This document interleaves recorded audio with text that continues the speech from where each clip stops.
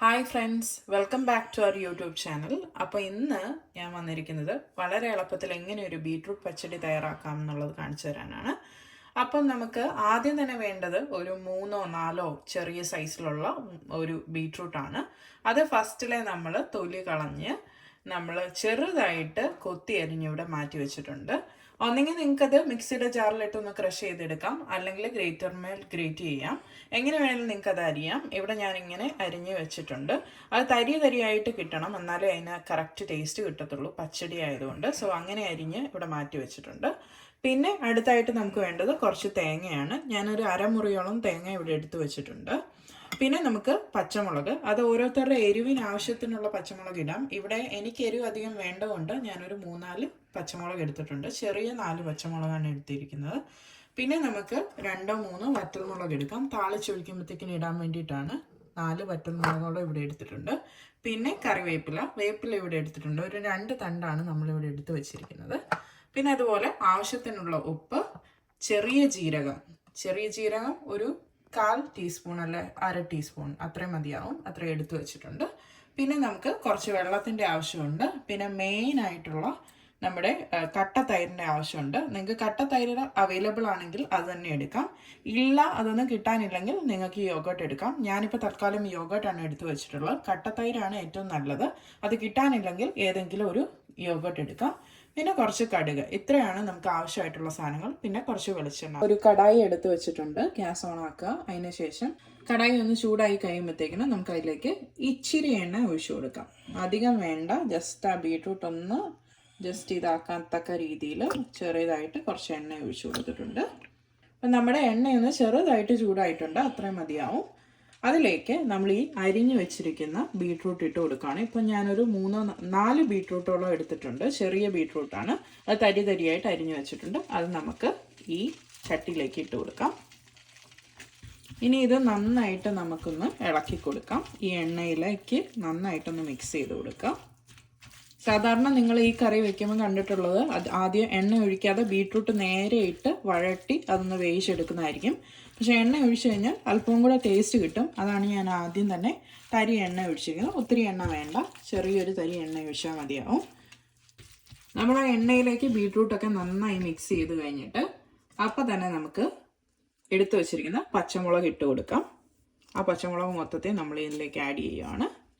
ഇനി അത് നന്നായിട്ട് ആ ബീട്രൂട്ടിലേക്ക് ഒന്ന് മിക്സ് ചെയ്ത് കൊടുക്കാം. അപ്പോഴാണ് കറക്റ്റായിട്ട് എരിവൊക്കെ പാകത്തിന് ഇതിലേക്ക് ഇറങ്ങുന്നത്. വേവിക്കുമ്പം തന്നെ ബീട്രൂട്ടിലേക്ക് പച്ചമുളക് ആഡ് ചെയ്ത് കൊടുക്കണം. അത് ഈ എരിവൊക്കെ ഇറങ്ങാനായിട്ട് ബെസ്റ്റ് ആയിരിക്കും. ഇനി ഇതിലേക്ക് നമുക്ക് ഇതിനാവശ്യത്തിന് വേണ്ട ഉപ്പ് ആഡ് ചെയ്യാം. നമ്മൾ എടുത്തേക്കുന്ന ബീട്രൂട്ടിൻ്റെ അളവിനനുസരിച്ച് നമുക്ക് ഉപ്പ് ഇതിലേക്ക് ആഡ് ചെയ്ത് കൊടുക്കാം. നന്നായിട്ട് മിക്സ് ചെയ്ത് കൊടുക്കുക. മിക്സ് ചെയ്തിട്ട് ഉപ്പ് മതിയാവുമെന്നൊന്ന് ചെക്ക് ചെയ്യുക. ഈ ബീട്രൂട്ടിന് ആവശ്യമായിട്ടുള്ള ഉപ്പ് ഇതിലേക്ക് ആഡ് ചെയ്താൽ മതി. ലാസ്റ്റ് നമുക്ക് ആയി കഴിയുമ്പോൾ ഉപ്പില്ലെങ്കിൽ വീണ്ടും ആഡ് ചെയ്ത് കൊടുക്കാം. നമുക്കിതൊന്ന് അടച്ചു വെക്കാം.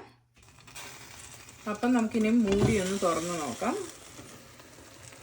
അപ്പം ഇപ്പം തന്നെ നിങ്ങൾക്ക് കാണാൻ പറ്റും ബീട്രൂട്ടിൽ നിന്നൊക്കെ നന്നായിട്ട് വെള്ളം ഇറങ്ങിയിട്ടുണ്ട്. നമ്മൾ എക്സ്ട്രാ വെള്ളം ഒന്നും ഒഴിച്ചു കൊടുത്തിട്ടില്ല, അല്ലാതെ തന്നെ ബീട്രൂട്ടിൽ നിന്നൊക്കെ നന്നായിട്ട് വെള്ളം ഇറങ്ങിയിട്ടുണ്ട്. ഇപ്പം നമുക്ക് മൊത്തം വേകേണ്ട ആവശ്യമില്ല. ഇത് വെന്തതെന്നുള്ളത് നമുക്കൊന്ന് നോക്കി നോക്കാം. നമ്മുടെ ബീട്രൂട്ട് അത്യാവശ്യത്തിന് വെന്തിട്ടുണ്ട്. നന്നായിട്ട് വെന്തുടഞ്ഞു പോകേണ്ട ആവശ്യമൊന്നുമില്ല. ഞാനിപ്പോൾ കറക്റ്റായിട്ട് പറഞ്ഞാൽ ഏകദേശം ഒരു 8 മിനിറ്റ് നേരമായിരുന്നു ഇത് മൂടി വെച്ചിട്ടുള്ളത്. അപ്പം തന്നെ അതിൽ നിന്ന് വെള്ളമൊക്കെ ഇറങ്ങി ബീട്രൂട്ട് ഒരു പരുവത്തിന് വെന്ത് കിട്ടിയിട്ടുണ്ട്. ഇനി നമുക്കിത് ഗ്യാസിൽ നിന്ന് മാറ്റി ജസ്റ്റ് ഒന്ന് തണുക്കാനായിട്ട് വെക്കാം. ഇനി അടുത്തതായിട്ട് നമുക്ക് ഒരു മിക്സിയുടെ ജാർ എടുക്കാം. അതിലേക്ക് നമ്മളിവിടെ ചിരണ്ടി വെച്ചിരിക്കുന്ന അരമുറി തേങ്ങ ഇട്ട് കൊടുക്കാം.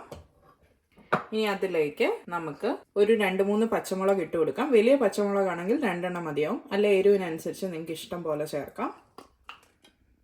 നമ്മൾ ഓൾറെഡി ബീട്രൂട്ടിൽ ചെറുതായിട്ട് അരിഞ്ഞ പച്ചമുളക് ചേർത്തിട്ടുള്ളതുകൊണ്ടാണ് ഞാനിവിടെ 2-3 എടുത്തിട്ടുള്ളൂ. പിന്നെ ചെറിയ ജീരകം ഒരു 1/2 ടീസ്പൂൺ ആ അളവിൽ ചേർത്ത് കൊടുക്കാം. അപ്പം നമ്മൾ ഈ എടുത്തു വെച്ചിരിക്കുന്ന ചേരുവകളിലേക്ക് മിക്സിയിലിട്ട് അടിക്കാൻ പാകത്തിന് ഒരു 1/2 ഗ്ലാസ് വെള്ളവും കൂടെ നമുക്കിതിലേക്ക് ആഡ് ചെയ്ത് കൊടുക്കാം.